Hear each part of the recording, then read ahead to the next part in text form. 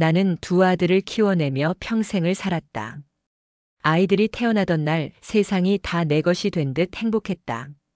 배가 찢어지는 고통도 가난에 시달리던 젊은 날의 고생도 견딜 수 있었던 건 내 품 안에 안긴 아이들의 숨결 때문이었다. 남편은 새벽같이 나가 밤늦게 들어왔고 나는 집안일과 아이들 뒷바라지에 온종일 매달렸다. 밥을 하고 빨래를 하고 밤마다 숙제를 봐주며 세월을 흘려보냈는데 언제부터인가 그 희생이 당연해졌다. 아들들이 결혼하고 며느리들이 들어오면서 나는 다시 식모가 된 기분이었다. 큰아들 집에 가면 손주를 보고 젖병을 씻기고 기저귀를 갈고 울음을 달래며 밤새 잠 한 번 제대로 못 잔 날이 부지기수였다. 며느리는 당당하게 말했다. 어머니, 내일도 나오실 거죠? 저 일 있어요. 피곤한 몸을 이끌고도 나는 웃으며 대답했죠. 그래, 내일 봐야지. 내가 갈게. 하지만 돌아서면 눈물이 핑 돌았죠. 내 아들은 어디 있었을까? 아들은 퇴근하면 방에 틀어박혀 게임만 했고, 손주가 울어도 밥상이 차려져도 청소는 엉망이어도 아들은 아내 핑계만 대더군요. 애 봐주느라 힘들잖아. 엄마가 좀 도와줘. 작은 아들 집도 마찬가지였어요. 맞벌이라는 이유로 나는 매일 아침부터 찾아가 집안일을 도맡았고 바닥을 닦고 옷을 개고 냉장고를 채우고 나면 작은 며느리는 그제야 나를 힐끔 보며 말하더라고요. 어머니, 이건 소금 간이 덜 됐네요. 다음부턴 좀 더 신경 써주세요. 나는 애써 웃으며 말하죠. 알았다. 다음엔 맛있게 해줄게. 나는 내 집이 없고 내 삶이 없었죠. 두 아들의 집을 돌며 살림을 돕고 손주를 돌보는 것이 내 존재의 이유가 되어버렸고, 아무도 내 고생을 알아주지 않았죠. 남편만이 가끔 내 손을 잡고 말했어요. 여보, 너무 무리하지 마. 당신도 늙었잖아. 나는 고개를 저으며 웃으며 말했죠. 애들 힘든데 우리가 도와야지. 우리라도 안 하면 누가 하겠어. 그러던 어느 날 남편이 갑자기 얼굴이 창백해지고 숨을 제대로 쉬지 못하며 쓰러졌어요. 나는 놀라 구급차를 부르고 병원으로 달려갔죠. 의사의 얼굴은 무거운 얼굴로 말하더라고요. 큰 병입니다. 장기적으로 치료가 필요하고 비용도 상당히 들어갈 겁니다. 나는 귀가 멍해졌죠. 남편은 중환자실 침대에 누워 산소호흡기에 의지하고 있었고, 손을 잡아도 대답이 없고 눈동자만 간신히 떨리고 있었어요. 가슴이 철렁했죠. 평생을 함께한 사람이 이렇게 무너지다니. 아들들에게 전화를 걸고, 얘들아, 아버지가 큰 병에 걸리셨다. 병원에 와야겠다. 큰아들은 한숨부터 내쉬더니, 엄마, 지금 회사 바쁜데요. 아버지 크게 다치신 것도 아니잖아요. 며칠 뒤에 갈게요. 작은아들은 더 냉정하더라고요. 병원비 얼마나 들어요? 우리도 생활 빠듯해요. 엄마가 좀 알아서 하시면 안 돼요. 이럴 수가. 내가 힘들게 키워낸 내 아들들이 어떻게 이렇게 변했을까? 며칠 뒤 겨우 모인 두 아들과 며느리들은 병실 한 구석에 앉아 수군대고 큰며느리가 먼저 불평하더라고요. 어머니, 저희도 힘들어요. 애들 학원비에 대출금에 병원비까지 저희가 다 감당하면 저흰 진짜 못 살아요. 작은 며느리가 그 옆에서 피식 웃으며 말을 보태더군요. 그러게요, 형님. 아버님 살아계실수록 돈만 세고 저흰요. 아버님 살아있을수록 손해예요. 그 순간 나는 숨이 멎는 줄 알았어요. 뭐라고 했니? 지금 뭐라고 했어? 내 목소리는 떨렸지만 그 아이는 오히려 더 당당하게 되물었죠. 제가 틀린 말 했나요, 어머니? 현실을 보셔야죠. 아버님 병원비 앞으로 얼마가 들어갈지 아세요? 차라리 그냥.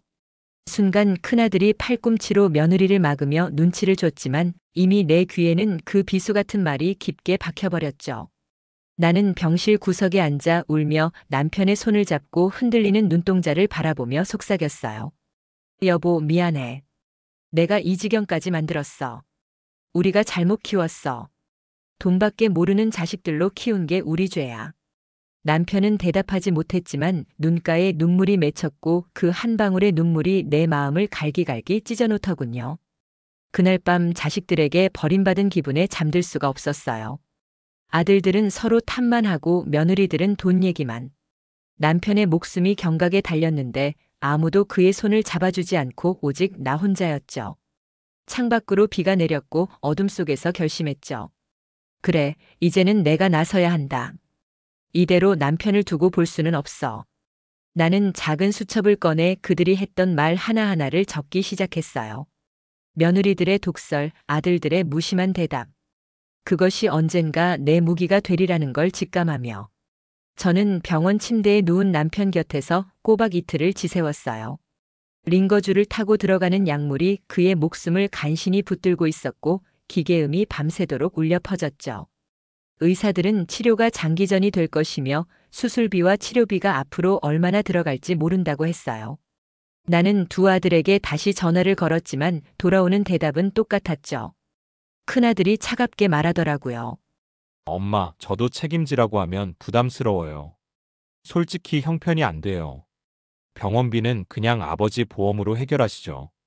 작은 아들은 더 냉정하더군요. 엄마, 저희는 우리 애들 키우기도 벅차요. 부모님 세대 문제까지 우리가 다 떠안을 수 없어요. 아버지 돌아가시면 그땐 상속이라도 남잖아요. 살아계실 땐 계속 돈만 빠져나가는데 그게 맞아요? 그 말에 나는 몸이 굳었죠. 그들의 뇌리에는 아버지의 생명보다 돈이 먼저였던 거예요. 병실 한쪽에서 작은 며느리가 내게 다가와 얄밉게 웃으며 속삭이군요. 어머니, 제가 솔직히 말씀드릴까? 아버님 살아계실수록 손해예요. 병원비에 간병비까지 우리 인생만 갉아먹는다고요. 전 그냥 현실 얘기하는 거예요. 말문이 턱 막히는 게 남편이 누워있는 이 자리에서 감히 그런 말을 할 수 있다니. 며칠 후 병원비 고지서를 보고 저는 눈이 휘둥그레졌죠. 한 달치만 해도 내 노후 자금의 절반이 날아가는 액수더라고요. 평생 남편과 아껴 모은 돈이었는데, 자식들에게 주려고 모아둔 돈이었지만 이제는 남편의 목숨줄이 되어버렸네요. 통장을 확인해 보니 숫자가 하나씩 지워져 가더라고요. 여보, 내가 끝까지 지켜줄게. 당신 혼자 두지 않을 거야. 그런데 아들들은 그마저도 못마땅해 하더군요. 큰아들 말이. 엄마, 그 돈 그냥 놔두세요. 아버지 어차피 오래 못 버텨요. 괜히 몇 달 더 살려고 다 쓰면 엄마도 힘들잖아요. 작은 아들은. 그러니까요. 차라리 그 돈 아껴뒀다가 장례 치르는 게 낫죠. 어머니도 너무 감정적으로만 생각하지 마세요. 나는 숨이 막힐 듯한 느낌에. 너희들 입에서 그게 할 소리냐? 내 아버지야. 너희를 키워내고 밤낮 없이 일해서 먹여 살린 사람이야. 하지만 제 외침에도 아들들은 눈 하나 깜짝하지 않더군요. 남편은 점점 쇠약해지며 눈빛은 흐려졌고 손을 잡으면 뼈만 남은 손가락이 내 손 안에서 덜덜 떨렸죠. 여보. 나는 눈물을 흘리며 속삭였어요. 애들이 우릴 이렇게 몰아붙여. 당신이 평생 땀 흘려 일해서 길러낸 자식들이 우리를 버리려 해. 남편은 힘겹게 눈을 감았죠. 대답할 힘조차 없었을 거예요. 며느리들의 태도는 날이 갈수록 더 뻔뻔해졌어요. 큰 며느리는 집에서 친구들과 통화하며 대놓고 말하더군요. 우리 시아버지 이번에 큰 병 걸리셨다는데 아유, 돈만 축내지 뭐. 솔직히 빨리 정리되는 게 우리한테 나아요. 작은 며느리는 심지어 웃으며 내게 묻더라고요. 어머니, 솔직히 물어볼게요. 아버님 돌아가시면 집은 어떻게 나눌 거예요? 저희 몫은 확실히 챙겨주셔야 해요. 너무 어이가 없어서. 내가 지금 무슨 말을 하는 거니? 현실 얘기하는 거죠. 저희도 권리가 있으니까요. 작은 며느리의 차가운 눈빛엔 아버지를 향한 애도도 가족을 향한 정조차도 없었어요. 오직 돈, 오직 재산만이 관심사인가 봐요. 저는 점점 지치고 병원비는 눈덩이처럼 불어났으며 제 몸은 망가져갔고 마음은 갈기갈기 찢어지더라고요. 아들들은 나를 위로하기는커녕 만날 때마다 돈 얘기만 했죠. 엄마, 우리 진짜 힘들어요. 차라리 아버지 그냥 연명치료 같은 거 하지 말고 정리하는 게 낫지 않아요? 그 말이 들리는 순간 남편의 눈에서 눈물이 또 흘렀고 아무 말도 할 수 없었지만 그 눈물이 그의 마지막 항변이었던 것 같아요. 병실 복도에 앉아 한참을 울 때 지나가는 간호사가 내 어깨를 토닥이며 말하더군요. 어머니 힘내세요. 그래도 환자분 곁에 어머니가 계시잖아요. 눈물을 닦으며 고개를 끄덕였어요. 그래, 나는 끝까지 남편 곁을 지킬 것이다. 아무리 자식들이 등을 돌려도 나는 남편을 버리지 않을 것이다. 하지만 시간이 우리 편이 아니었어요. 남편은 점점 숨을 쉬기 힘들어했고 의사들은 계속 비관적인 얘기만 했죠. 치료비는 이미 바닥을 보이고 내 통장은 텅 비어갔고 남은 건 빚뿐이었어요. 그때조차 아들들은 차갑게 말하더군요. 엄마, 그만하세요. 이제 놔드려야죠. 괜히 오래 끌면 우리만 힘들어요. 저는 분노로 몸을 떨리더라고요. 너희가 자식이냐? 내 아버지를 그렇게 내칠 수 있느냐? 그러자 작은 아들이 대놓고 소리쳤어요. 그럼 엄마가 다 책임지세요. 우린 못해요. 아버지 인생은 아버지 거고 엄마 거지 우리 게 아니에요. 그 말이 내 가슴을 꿰뚫었고 저는 벽에 기대 쓰러졌어요. 그리고 어느 날 밤 남편은 마지막 숨을 몰아쉬었죠. 나는 그의 손을 붙들고 울며 말했죠. 여보, 제발 가지 마. 나 혼자 남겨두고 가지 마. 하지만 그는 고요히 눈을 감았고 세상은 그렇게 내 사랑을 빼앗아갔습니다. 병실의 기계음이 멎는 순간 내 삶도 멎어버린 듯 했어요. 장례식은 느낌이 차가웠어요. 아들들은 형식적으로 고개를 숙였고 며느리들은 휴대전화만 들여다보고 어머니, 상속 문제는 어떻게 되는 거죠? 그 말이 장례식장 한쪽에서 흘러나왔을 때 저는 그 자리에서 기절할 뻔했어요. 내 남편이 누워있는 그 순간에도 돈 얘기뿐이었어요. 저는 검은 상복을 입은 채 홀로 앉아 있었어요. 사람들은 위로의 말을 건넸지만 내 귀에는 아무것도 들리지 않고 오직 회한만이 내 가슴을 짓누르더라고요. 내가 평생을 바쳤는데 그게 다 뭐였을까? 애들을 잘못 키운 걸까? 내 인생은, 내 희생은 다 허무했던 걸까? 눈물이 끝없이 흐르고 세상에서 가장 큰 배신을 당한 기분이었어요. 남편은 떠나갔고 자식들은 나를 버렸고 남은 건 오직 공허뿐이더군요. 남편을 땅에 묻고 돌아오는 길 저는 발걸음을 뗄 수가 없었어요. 수십 년을 함께한 사람을 두고 오는 그 길은 마치 내 반쪽을 잃은 듯 허망했어요. 하지만 더 큰 허망함은 바로 내 아들들과 며느리들이었어요. 장례식 내내 관심은 오직 돈뿐이었다. 큰 며느리는 상복 차림으로 친정 식구와 전화 통화를 하며 속삭이더군요.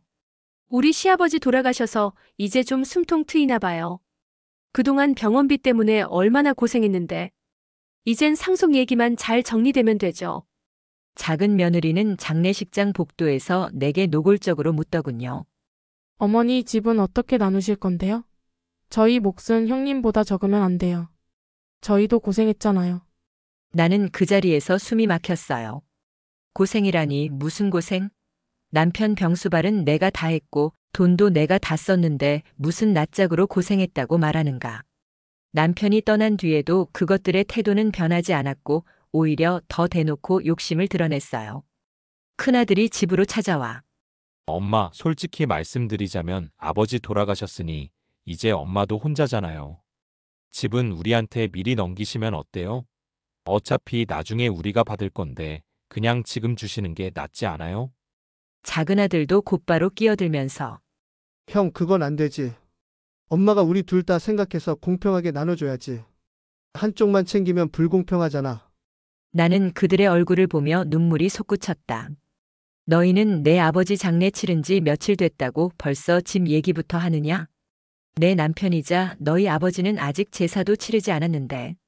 그러자 작은 아들이 엄마, 냉정하게 말하자면 아버지 돌아가셨잖아요. 이제 현실적인 얘기를 해야죠. 저희도 애들 키우느라 돈이 많이 들어요. 엄마가 집 나눠주셔야 저희도 숨통이 트여요. 그 말에 나는 무너졌어요. 이 아이들은 내가 키운 내 자식들이 맞는 걸까? 아니면 전혀 다른 괴물이 되어버린 걸까? 나는 그날 밤 홀로 방에 앉아 남편의 영정 사진을 바라봤어요. 사진 속 웃고 있는 그의 모습은 따뜻했지만 내 가슴은 차갑게 얼어붙고 있었어요. 여보, 당신 떠나고 나니까 이제 난 혼자야. 자식들은 나를 부모로 보지 않아. 돈줄로밖에 안 봐. 우리가 뭘 잘못했을까? 왜 이렇게 된 걸까? 내 눈물이 영정 사진 앞에 떨어졌을 때 남편의 목소리가 들리는 듯 했어요. 여보, 이제라도 당신 삶을 살아. 애들에게 끌려다니지 말고 당신 인생을 찾아. 나는 울며 고개를 끄덕였어요. 그래, 이제는 나도 나를 위해 살아야 한다. 그러나 현실은 녹록지 않았어요. 큰아들은 계속해서 집 문제를 들먹였죠. 엄마, 집 명의 좀 바꿔주세요. 제가 관리하는 게 나아요. 엄마 혼자 사시면 힘들잖아요. 작은아들은 더 뻔뻔했어요. 엄마, 우리도 힘들어요. 차라리 집 팔아서 반씩 나눠 갖자고요. 그러면 엄마도 생활비 생기고 우리도 숨통 트이고 다 좋잖아요. 저는 단호하게 말했어요. 안 된다. 내 아버지와 내가 평생 모은 집이다. 내가 죽을 때까지 건드리지 마라. 그 순간 큰며느리가 어머니, 왜 그렇게 욕심을 내세요? 어차피 결국 다 우리 거예요. 괜히 늙은이처럼 집 붙잡고 계시지 말고 우리한테 미리 넘겨주세요. 그래야 저희도 편하게 살죠. 그 말이 내 가슴을 다시 찔렀어요. 욕심이라니. 평생 피땀 흘려 지킨 집을 두고 이것들은 나를 욕심쟁이라고 몰아붙이더라고요. 더 이상 참을 수 없었죠. 그날 밤 다시 수첩을 꺼내 그들의 말과 행동을 하나하나 적어 내려갔어요. 아버지 살아있을수록 손해라는 말부터 장례식장에서의 재산 싸움까지. 언젠가 이 기록이 그것들에게 칼이 될 거라고 나는 믿었어요. 시간은 흐르고 홀로 사는 삶에 익숙해지려 애썼지만 아들들은 하루가 멀다고 전화를 걸어 가만두질 않았어요. 엄마, 돈 좀 빌려주세요. 이번 달 카드값이 너무 많이 나왔어요. 엄마, 우리의 학원비 좀 보태주실 수 있어요? 그들의 입에서 엄마 건강은 어때요? 라는 말은 단 한 번도 나오지 않고 오직 돈, 오직 자신들의 생활뿐이었어요. 작은 며느리는 심지어 제게 이렇게 말하더군요. 어머니, 솔직히 저희도 힘들어요.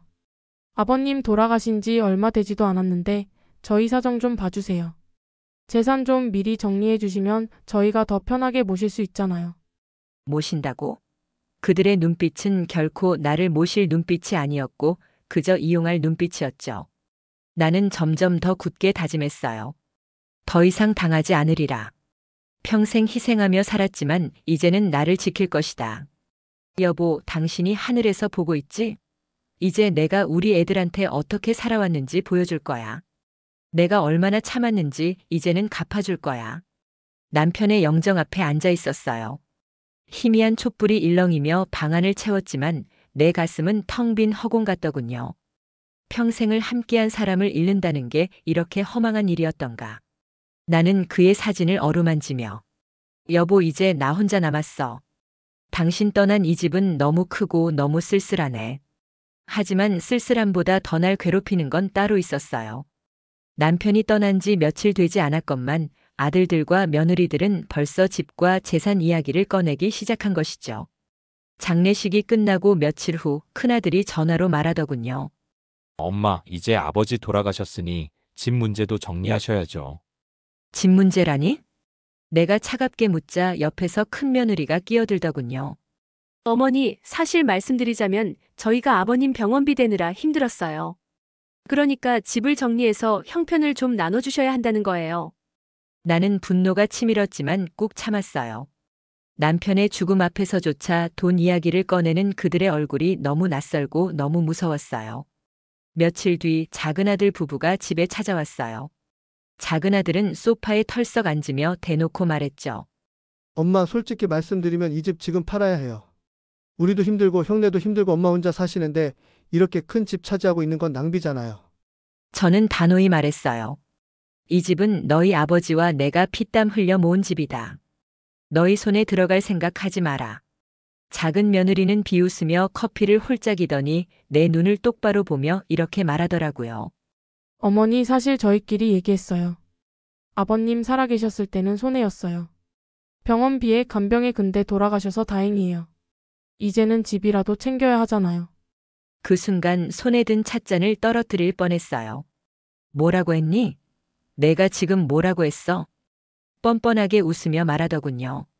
솔직한 마음이죠. 아버님 살아계셨을 때는 저희한테 부담이었잖아요. 이제라도 얻을 게 있어야 하지 않겠어요? 그 말에 나는 숨이 멎을 듯 했어요. 이건 단순한 불효가 아니다. 인간이길 포기한 말이다. 그리고 나는 깨달았어요. 이 사람들에게 나는 남편은 부모라는 존재가 아니었다. 그냥 돈이었다. 며칠이 지나자 큰며느리까지 집에 찾아와 노골적으로 말했어요. 어머니, 솔직히 말씀드리면요. 저희는 이제 어머니가 우리 인생의 짐이에요. 저희도 애 키우고 살기 바쁜데 어머니까지 신경 쓸 여유 없어요.